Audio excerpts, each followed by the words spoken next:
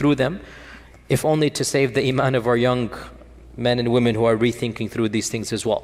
In Sunan ibn Majah, the Prophet ﷺ said, when you see this happen, Ya'juj and Ma'juj, when you see Ya'juj and Ma'juj happen, then expect the hour to come, expect judgment day, expect qiyamah, just like the pregnant lady at the end of her labor is just waiting for the cry, and she surprises the family when she goes into the pangs of labor. In other words, at that very end stage, right? Everybody's waiting. When will the water break? When will the pangs begin? And when it happens, everybody goes into panic mode. The Prophet gave this example. When you see Ya'juj and Ma'juj, this is the pregnant lady about to give birth. Nobody knows exactly when, but it's on alert. Oh, husbands, remember that time frame of your life, huh? 24-hour alert, remember that? That is what the Prophet is talking about. That, those of you who are not married, make dua, make it easy, inshallah.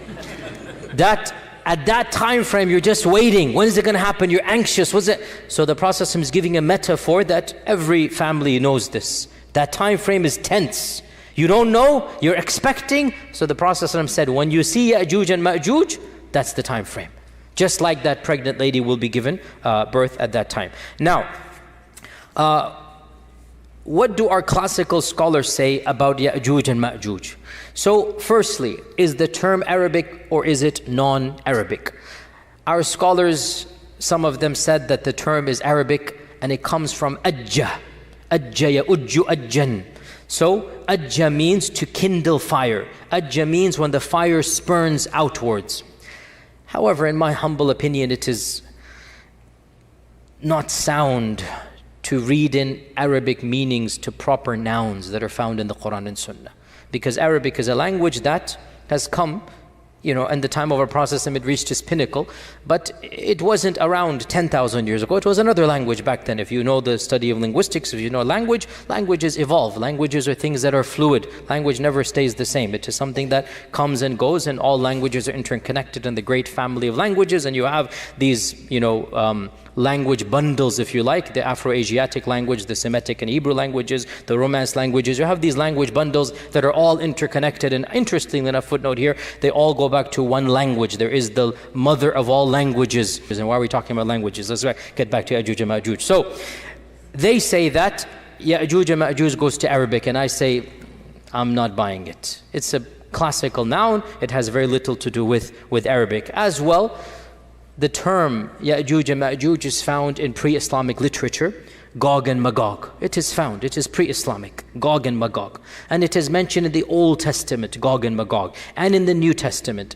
The book of Revelations mentions the release of Gog and Magog, that Gog and Magog are going to gather for the battle. So this is in the book of Revelations, and this predates Islam. So there's references to Gog and Magog that they're going to gather for the great battle as well. So the Old Testament mentions Gog and Magog, the New Testament mentions Gog and Magog, and the Midrash mentions Gog and Magog. What is the Midrash? The Midrash is like the tafsir literature for the Jews. The Midrash is the commentary on the Torah, and it consists of legends and fables that go back many centuries before Islam. You have the Babylonian Midrash, you have other Midrashic texts. So the Midrash is pre-Islamic Jewish exegesis. It is tafsir literature that is ancient. It's not the Torah. It is the commentary of the Torah that the ancient sages, the rabbis, the ulama of the past, they commented on. And in the Midrash, you find some very interesting literature, which is not the time to go into, but there are parallels with the Quran and Sunnah, which you can, anyway, let's not go down there. So where are we? So, Midrash. The Midrash mentions Gog and Magog. What does the Midrash say? The Midrash says that there will be a forerunner to the Masih. We talked about the concept of Messiah in Judaism, remember? You guys remember, right? And Moses Maimonides put belief in the Masih as a part of his 13 points of Aqeedah. Is it the 11th or the 12th point? We're going to believe in the Masih. A day will come when the Masih will come. It is a part of Jewish literature. What I didn't tell you in that class 2 weeks ago, because it's not related, but now I should have mentioned it in hindsight, they actually, or some segments of Judaism, believe in two types of Masih, the minor Masih and the major Masih. Now that we're talking about Gog and Magog, I have to bring this up. So they say that there will be a forerunner to the real Messiah. And this forerunner will defeat Israel's enemies. When they say Israel, they don't mean the country, they mean Bani Israel. Remember this, right? When the Midrash says Israel, they mean mu'mins, Muslims, i.e. Jews from their perspective, you understand, they don't mean the country. So they say that this Jewish messianic precursor, the minor Messiah, will defeat Israel's enemies, Gog and Magog, and then the real Messiah will come, and then judgment will take place, and then the righteous will be rewarded, meaning with Jannah, if that's their reward. Now, this is interesting because this is Midrashic literature, and it mentions two figures. And it mentions Gog and Magog, and it mentions Judgment Day, all in the same paragraph. Allahu A'lam, we have the Mahdi, we have the Masih, we have Gog and Magog, we have Yawm al-Qiyamah, all in the same paragraph as well. We find those things. Now, I did mention briefly there are two ways to interpret these things. If you're a secular, agnostic, atheist, if you're a person who believes in history and not God, then you will say, look, Muslims, Jews, they are taking from one another, right? And that's the standard interpretation of modern day academics. The Great Flood is a myth that transcends all civilizations according to modern historians. As I had mentioned, I think earlier, the Great Flood is a myth. I'm saying as a secular historian, it is a myth that transcends all civilizations. Every civilization believes in a Great Flood. You can analyze this and say, okay, this means it's a common folklore literature. The Old Testament has it, the Quran has it, native Indians has it, the Aborigines have it. So there is a myth of a great flood. Or you can flip it around 180 degrees and you can say the reason why all of these civilizations have the myth of the great flood is because it's not a myth, it's a fact. You can flip it around, and that's what we would do. So the fact that the Midrash mentions the pre-Messiah, Gog and Magog, the Messiah, Qiyamah, and Islam mentions it, could be the source is the same.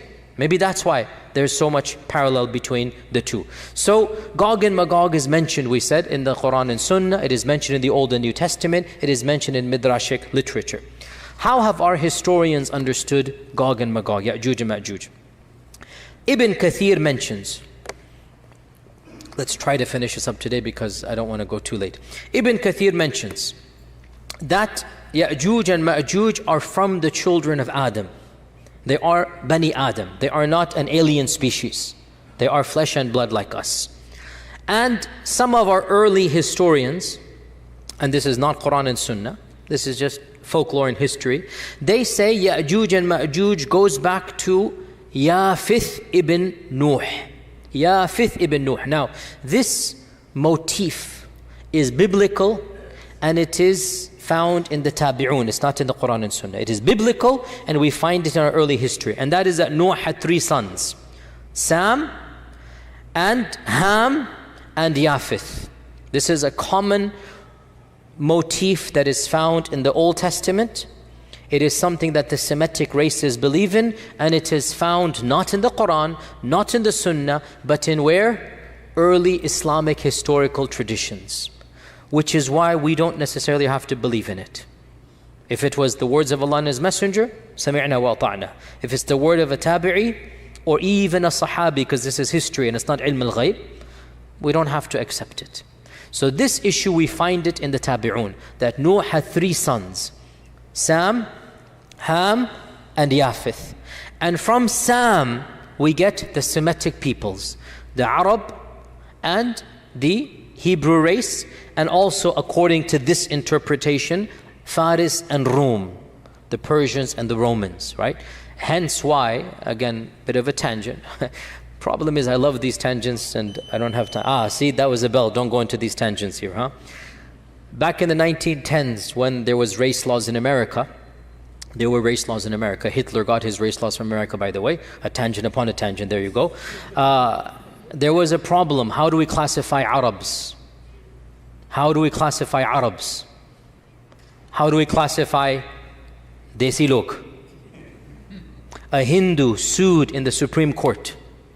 And he argued, I'm not making this up. You can look this up, a famous case. I forgot the title. Singh versus this. No, it wasn't Singh. I'm joking. That was just a joke. I was scrap that. But it was a Supreme Court case. Supreme Court case. And he argued that he is. What do you think he argued? Aryan. Very good. Yes. Very good. Exactly. He argued he's Aryan. Aryan means Caucasian. In fact, he said, I am the Asli Aryan. You guys are Naqli Mal. I'm the real guy. And he used these race theories, and from this as well, Middle Easterners said, well, we are Caucasians. We are the descendants of Sam. They brought in the Bible. We are this. So this is now a theory that they had. And that is why to this day, some people say if you're Arab or Desi, you're technically Caucasian. And in fact, all of this is a little bit antiquated, to be honest. These views and whatnot, they don't add up scientifically. So all of this is anyway. But the point is, this is the notion that Sam is Semitic. And Ham is the father of the Barbar and the Qibt and the Sudan. So African peoples, Ham. And Yafith is the father of the Atrak and the Slavs and the Ya'juj and Ma'juj. So the Russians and the Mongolians and whatnot are Yafith. To be brutally honest, this entire trope smacks of racism. And it's not found in the Quran and Sunnah, and it seems to be biblical, and it seems some of our early commentators copied and pasted from the Old Testament, which is actually very common. There's a genre called Isra'iliyat, where some of our earliest scholars, they would study the Midrash and they would study the Jewish folklore. And at that time, the Jewish folklore was considered to be a civilization worthy of admiration and respect. So they would take this and then speak it in Arabic to the masses, and the people would think that this is a part of Islamic folklore, even though it is coming from the Midrash. And this is well known, but I'm not inventing this up. It's called the Isra'iliyat. Look this up. So Allah knows best. I am very skeptical of all of this in any case. So Ibn Kathir says they are the children of Yafith. That's what I'm trying to say. All of this was that. And this is the standard interpretation of the majority of our medieval scholars. The fact that Ya'juj and Ma'juj are Bani Adam, it seems pretty clear from our tradition. Bani Adam means human beings. And we learn this from a number of evidences. Of them is the famous hadith in Bukhari itself, where Allah says to Adam, O Adam, take the people of hell to hell, and he shall take his children. And that's when the 999 will go. So the fact that his children includes Ya'juj and Ma'juj shows that they are Bani Adam. Okay, now we have some really bizarre interpretations that are found in our books. And again, we have to be a bit more discerning. Just because it's written in Arabic doesn't mean it's the gospel truth. Pun definitely not intended. Just because we find it in an ancient book doesn't mean anything. We find ancient books written in our tradition that mention bizarre stories, truly mind-boggling. Some of the earliest books like Ka'b al-Ahbar and others. And there is a tradition found that once Adam had a wet dream and his fluid fell on the earth, and that earth sprouted forth and it became Ya'juj and Ma'juj. So we find this in our folklore, and we find it in respectable medieval books. And that's why, dear Muslims, we do need to be critical of our own tradition. We do need to be. Our ancient scholars were not infallible. We respect them, wallahi we do. But they were people of their time and place, and we need to look at it in our time and place and be cognizant of their humanness as we are cognizant of our humanity as well. So this is also found that Ya'juj and Ma'juj are Bani Adam but not Bani Hawa. Go figure. In any case, getting back to Ya'juj and Ma'juj, time is so limited, I have so much to say. Let's see if we can summarize this. To be brutally honest, standard medieval interpretation of Ya'juj and Ma'juj is the following. This is what you find in Ibn Kathir. You find it in the tafsir literature of As-Samarqandi and of Al-Tha'labi. And basically, this is the mainstream interpretation for our classical and middle ages of Islam. Ever since the beginning of writing tafsir, let's say 300-400 Hijrah, up until pre-modernity, up until going to CE 1800s or whatnot. If you look at any book of tafsir, any book of history, the notion was the following. Ya'juj and Ma'juj are a bizarre, exotic tribe in the nether regions of the world that have been trapped by Dhul Qarnayn thousands of years ago, and they're still trapped to this day. And quite a few medieval historians have reported that I know of a friend of mine who traveled to the end of the world and he saw with his own eyes the wall of Ya'juj and Ma'juj. We find this in respectable Islamic books. The notion that Ya'juj and Ma'juj are a living tribe, blocked to this day behind the wall that was built 4,000, 5,000 years ago. That wall miraculously is still there. People can see on the one side, and on the other side you have these savages that Allah knows how they're eating, drinking, replicating, whatnot, and they're still there for eons and eons and eons. This is the standard interpretation of our scholars of the tradition, not of the Quran and Sunnah. You understand what I'm going to get at, okay? We don't blame them. In their time frame, the world was unexplored. In their time frame, nobody traveled the world. The reason why Marco Polo became famous and Ibn Battuta became famous was because they traveled half the world. That's it. And they became world famous because they did what nobody had done. They simply went from one side of the known civilized world to the other side, and they came back. Marco Polo to Naples, to Italy, or to Sicily, wherever he was. Naples or Italy, where was he? And Ibn Battuta to Tunisia, where he was from. So people didn't travel. And folklores and legends were very common, and it was easy to believe these types of things. That there is this nether region of... And you know, if you read, by the way, even Ibn Battuta, by the way, you find bizarre fables. You find belief in mermaids, and you find weird creatures and whatnot. This is what he believed. He really believed that there are races and aliens, or not aliens, but you get my point. This is the notion of his time. Marco Polo as well, he believes these types of things. So it's not surprising that our medieval scholars believe this type of stuff. Now, obviously, dare I say, anybody who knows science and geography and modern civilization, you cannot believe that there is a tribe for 4,000 years trapped behind a wall.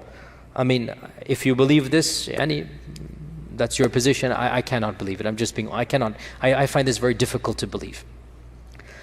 So this has led people to do multiple things. We have 20 minutes left. I have to wrap it all up now, subhanAllah. The first interpretation, which is the standard interpretation of medieval Islam, is that, okay, maybe there are places in the world that are undiscovered. Maybe there is a race of people locked up behind the Caucasus Mountains or in Mongolia or whatever, and they're still over there. And Greenland? Greenland, interesting. How would Dhul Qarnayn get to Greenland? Because he's traveling. فَأَتْبَعَ سَبَبًا. He didn't go on a ship, he walked on a road. So that kind of, it's not the Bermuda Triangle, no. But many Muslims still believe this. I'd have nothing to say to this. If you believe it, I have nothing to say. I don't believe it, is all I'm trying to say. I'm not trying to dismiss any person's belief, and this is the belief of medieval scholars. If you still believe that there's a big wall that is lasting for thousands of years, and by the way, no human structure is that fortified for 4,000 or 5,000 years that nothing happens to it. Even the Great Wall of China needs to be built up or whatnot. I mean, it doesn't work that way. But anyway, if you believe, and anyway, so this is, what can I say? If you believe it, you believe it. I am somebody who, what can I say? My mind doesn't believe this. Others have said, we need to reinterpret Ya'juj and Ma'juj metaphorically. And this goes back to another thing that I kept on stalling when we talked about the Dajjal, because I wanted to talk about it with Ya'juj and Ma'juj. And that is this newfangled interpretation, and it is newfangled, you do not find it in pre-modernity. This is a very modern interpretation. It only begins in the 60s and whatnot, and it has now become common, very common, so much so that many famous people, many mainstream people are explicitly or implicitly saying it in this land and in some islands in the Bermudas as well. There's a famous person who's well known for this type of theory. No names mentioned. It's not my philosophy to mention names typically. Where they say Dajjal and Ya'juj and Ma'juj are symbolic. Symbolic. It's not an entity. Dajjal is, he will say, globalization. And Ya'juj and Ma'juj, they might say Russia and America, the superpowers. And honestly, I mean, okay, jokes aside, I admire the fact they're trying to salvage the tradition because they understand that mainstream interpretation doesn't make sense. So they're trying to salvage the tradition, and they say, you know what? Dajjal is a demonic force. Dajjal is a global empire. Dajjal is the new world order. Then you get into the triangle and the eye and this and that, and the whole rabbit's hole begins. You can now, once you go down the rabbit's hole, make dua, there's nothing to be done once a person goes down that hole. What can I say? If a person believes this as well, the problem comes. The same traditions that you get the concept of Dajjal from, those same traditions tell you a lot about the Dajjal. So you can't pick and choose and reinterpret everything. Either you reject Dajjal in totality, which some progressives and modernists have done. Dajjal is not mentioned in the Quran. They reject all hadith. So they say, khalas, let's be done with. And they reject Ya'juj and Ma'juj hadith. So they say, well, the Quran just mentions 2 tribes, so they're going to come, some races will come and have a big war. Fair enough. If your principle is you're going to reject hadith, that's not ours. If your principle is no hadith, then you can derive an entire interpretation that is independent of mainstream Sunni Islam and be gone with it. But the deal of these folks is they claim to be Sunnis, and they are popular in Sunni circles, and they are trying to metaphorically reinterpret these traditions. And we say that I don't think in this case you can have your cake and eat it as well. It's nice too. I love to have my cake and eat it as well. But in this particular case, I don't think it is methodologically sound. Because the same traditions that tell you about Dajjal, tell you about Ya'juj and Ma'juj, they have all of these details we mentioned. And it's pretty vivid, the impression given, right? Dajjal will be killed by Isa, one-on-one. The blood of the spear will be shown. It's clear. Ya'juj and Ma'juj, the corpses will be piled up. I mean, those same traditions mention what we have just mentioned. So I'm not too sympathetic to this reinterpretation as well. Is that clear? I personally don't buy it. A third interpretation, and this became common. The first person I know who said this was back in the 50s. Maybe reformed, but at first I know, back in the 50s. He said that Ya'juj and Ma'juj are the Chinese race. And the great wall that was built by Dhul Qarnayn is the wall of China. And this notion spread as well back in that era, because he as well, the scholar, again, I grant him credit that he realized the traditional interpretation doesn't make sense. So he said, we need to rethink through this. So he attempted to rethink through, and frankly, for his time and place, it was a bold move because he was criticized by mainstream Sunnism. Mainstream Sunni scholars said, no, we believe in this and that. But he wanted to, again, salvage the tradition. Of course, what is the problem with believing that Ya'juj and Ma'juj are the Chinese folks and the Great Wall in the Quran is the Great Wall of China? What is the problem with this interpretation? Who can tell me? I like this. Chinese Muslims. No, that's not the biggest problems. We have other bigger problems than this. That's not a problem in this case. I mean, where does one begin with the problems of this interpretation? Where does one begin? There are so many problems with this interpretation. I mean, of the problems of this interpretation is that we know exactly who built the Great Wall. And he wasn't a believer in Allah. Jin Shu Shuao. He wasn't a believer in Allah, the famous emperor. He was one of the pagans of the, Shinto, whatever religion it was. And the Great Wall was actually built to protect the Chinese people from within, not from without. And the Great Wall is not a barrier that is impenetrable. People go in and out all the time. In fact, gasp, shock, I myself have gone in and out of the Great Wall. I in fact did a video that went viral 2 years ago. I took a group to China 3 years ago. And I stood on the Great Wall and I have a video, YouTube clip, is the Great Wall of China the wall of Ya'juj and Ma'juj? You can look at it yourself. And I said, no, it's not, don't worry. It's not the Great Wall of there. So, this as well, it doesn't make sense, neither heads nor tails, Nasar naper, literally, neither heads nor tails. Doesn't make any sense.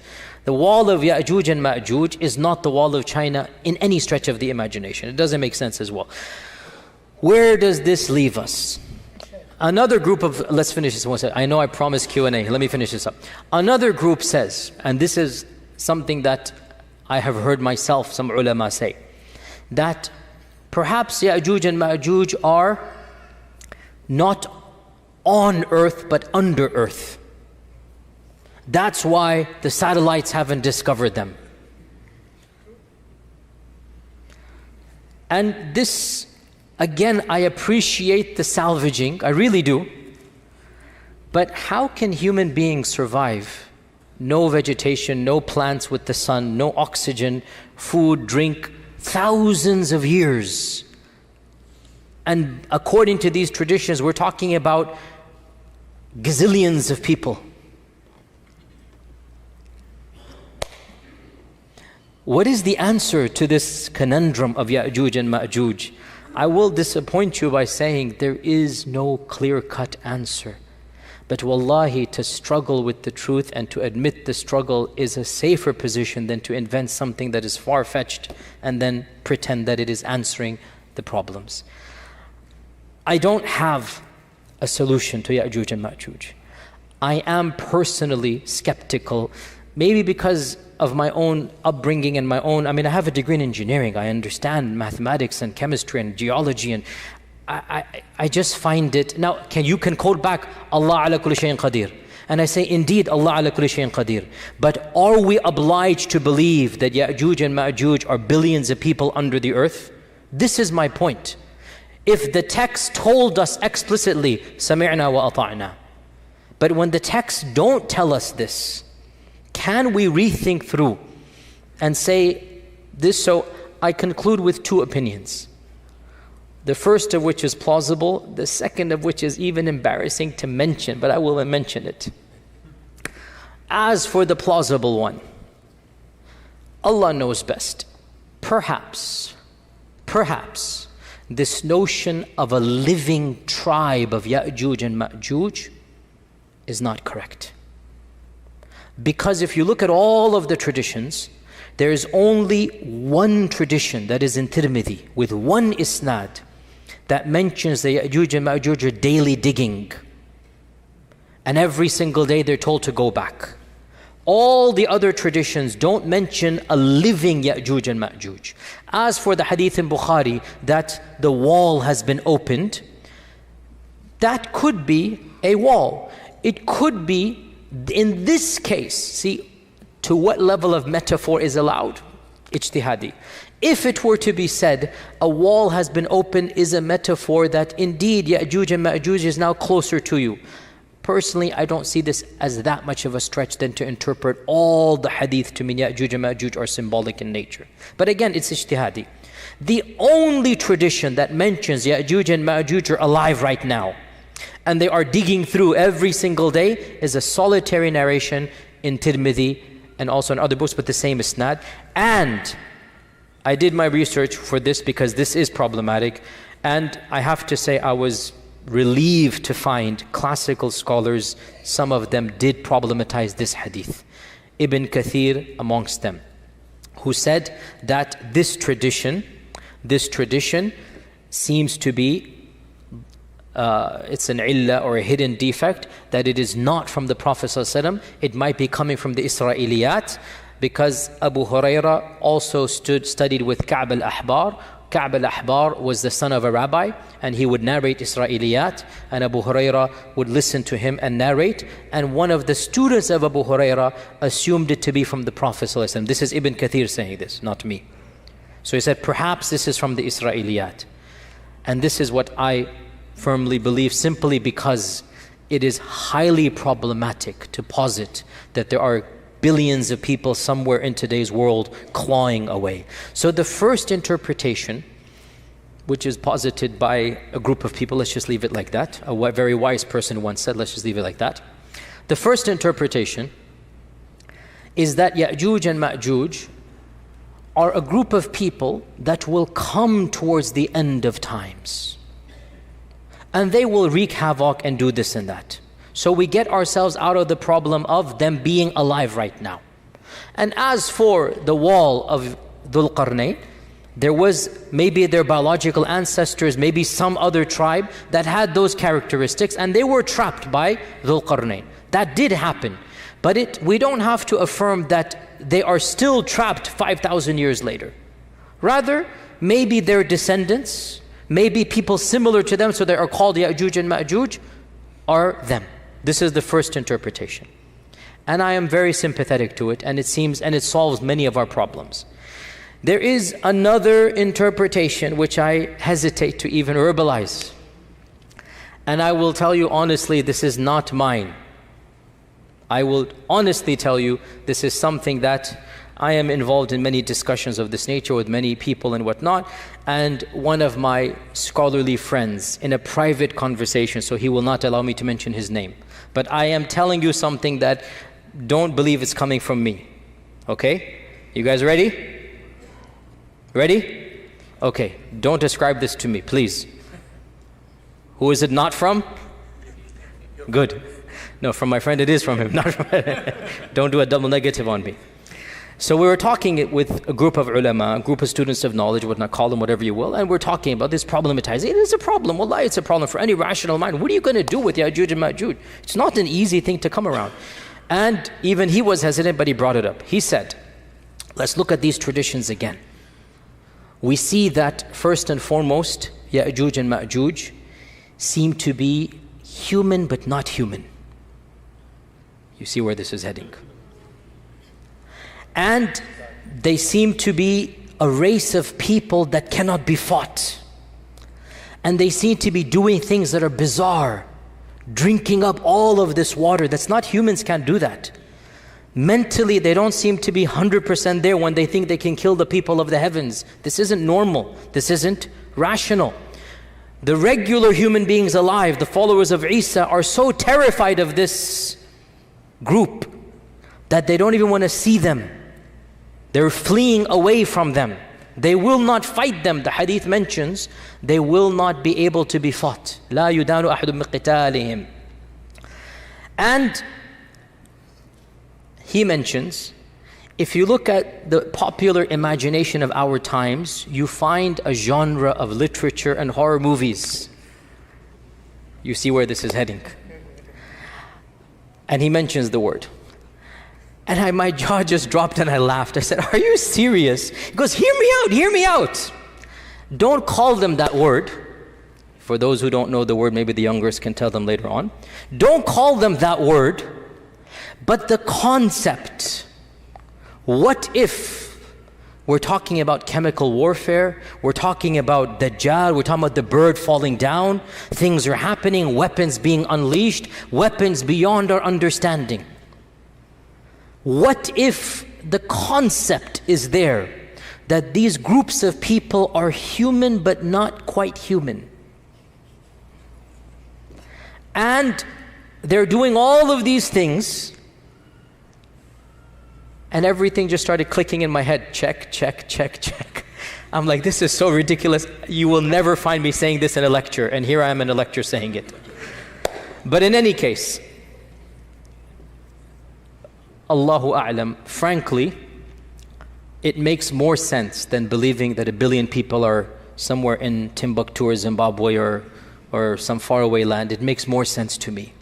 Because Allahu A'lam at the end of time, also, yes, the key point, they shall die the death of one man. How will they get gotten rid of?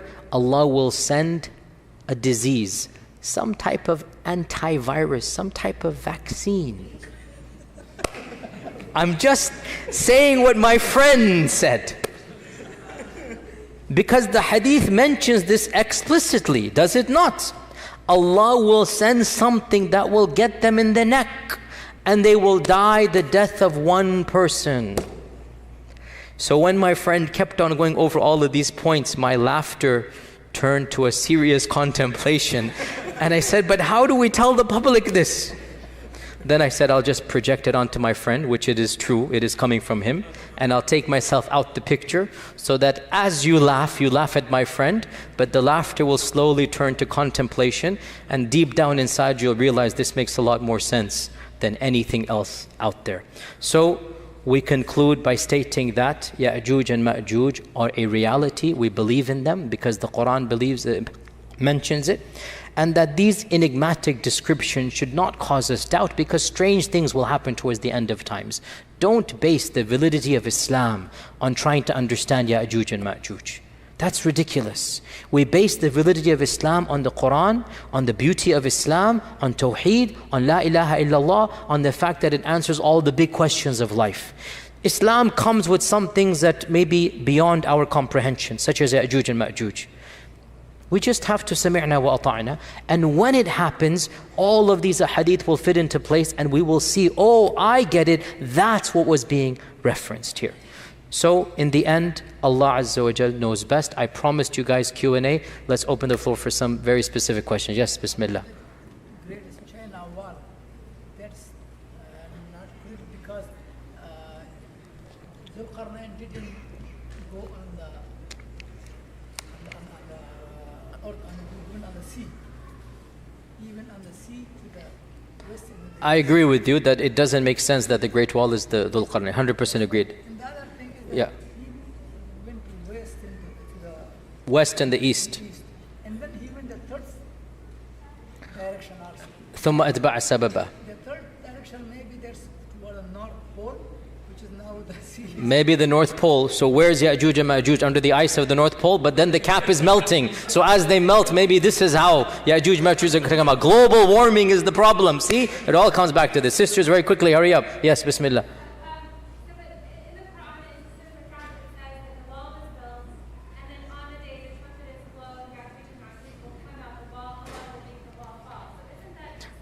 Very good, excellent point. The Quran mentions the wall, and the Prophet mentioned this thing. And I actually brought this up in our discussions with our closed group that we have of senior ulama. Well, these are the discussions we have, by the way, right? This is what we're talking about, these types of bizarre things. We brought this up in this. And this brother's response, everything projected onto him, I'm scot-free. This brother's response, and he did respond in this manner, was that perhaps there is some type of strain of virus or whatever you want to call it, that it has been trapped up, it has been put away, but it will be released or unleashed at that point in time. And so this is the breaking of that wall, that it will affect a lot of people. Allahu A'lam. Leave it at that. Back to the brothers, yes.